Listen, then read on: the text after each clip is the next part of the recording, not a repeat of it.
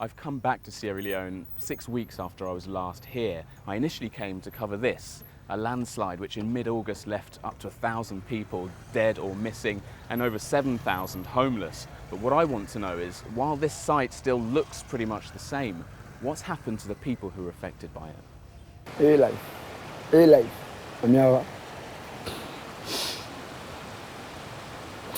Why don't left me? Not everyone. Daniel's still here, and he needs his dad. Ishmael.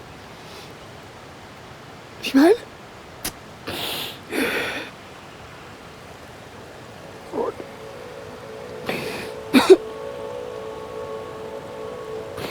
Daddy call me Papa. Hey, Papa. No one knows exactly how many people were killed after torrential rain triggered a landslide in the suburb of Regent, just outside Sierra Leone's capital, Freetown.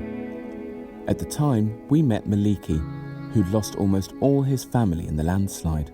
As a father, listening to him talk about, feeding his children in the morning and then the mosquito net that he worked to provide and just everything that you do for your children, and then you have to stand here and just... Sorry, man. Sorry. I feel for you as a father. I can't imagine. Just one son, Daniel, survived. His wife, son and daughter were all killed. Oh, she was beautiful. How old was she there? 8 months. 8 months. She looks so cute. Maliki has come to visit Daniel in the private hospital he's been moved to. You feel pain right now. You talk wrong about. Remember, you feel pain. It's not easy. Back in August, Daniel was pulled from the rubble and ended up in intensive care. His leg was crushed and had to be amputated. 2 months on, his condition has improved, and he's now out of intensive care. So Daniel looks a lot better. Yeah. Both Maliki and Daniel want life to return to some sense of normality. So I want continuously. I don't help me. I don't help me, Papa. Papa not getting back. Mama not getting. I don't help me. What do you want to be when you finish school? What do you want to do for your job, for a living? I work with the computer. With computers? Yeah. You like computers? Maliki hopes Daniel will eventually be able to be fitted with a prosthetic leg. Not to say about but thank God now to God. That the life better, and I know what God save for me. God has, some people don't pass away in stepmother, so in their life, so I appreciate what God do. Yeah. The number of intense thunderstorms in sub-Saharan Africa has tripled in the last 35 years.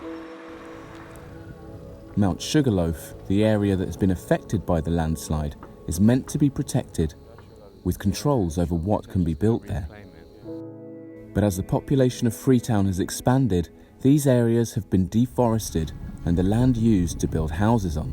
Environmentalists say this has destroyed the ecosystem's natural defense mechanism against floods. We're heading back to see Maliki one more time to find out where he's living now. So which house is it? This one? The government has assisted some victims of the landslide with money, but the $100 that Maliki has been given has not been enough to provide stable accommodation for himself and Daniel. He's currently living at a friend's house while he waits to find a better living situation. So Maliki, how many people sleep here? Now we 2 sleep, yeah. 3 of you in this house? Yes, 3. Now they sleep now, yeah. So they pass one person. Now I'm pushing the lump at the chair. So you're there, someone else here? 2 people in the door now. So no more, you leave, yeah. So not easy work. No, not at all. You suffer. It must be very different for you from your family home to coming and living with these guys here. I never leave now. If I get my family, I never leave out to my family. And that man get your own family back. Yeah, right, okay. So we go for stand your own family. So if you say they leave now, no go easy. No, that's not gonna happen. So it's not easy at all not. So now I need help. And that man, you not get time for this chat, Daniel. At same time, he can pull out. I mean, I get for day. So you know, we find this therapy, I mean to Candina, yeah. This must no happen. Incident one plan for this place in Sequa Candina. So we decided for laughing place. The Sierra Leonean government has been warned about the impact of deforestation for decades. But so far, no one has been held accountable for the disaster, and authorities are now trying to close the temporary camps which displaced people have been sheltering in. Meeting Maliki and Daniel, it's quite clear that they're in roughly the same position they were 2 months ago. And while Maliki would have liked more help from the government, the authorities are struggling to figure out exactly what to do and how to do it. In the meantime, the natural ecosystem of this area seems to have figured things out for itself. Little streams and rivers are forming, taking water down the hill. Weeds are growing everywhere, and it seems clear to me that by this time next year, this whole area will have been reclaimed, but by nature instead of man.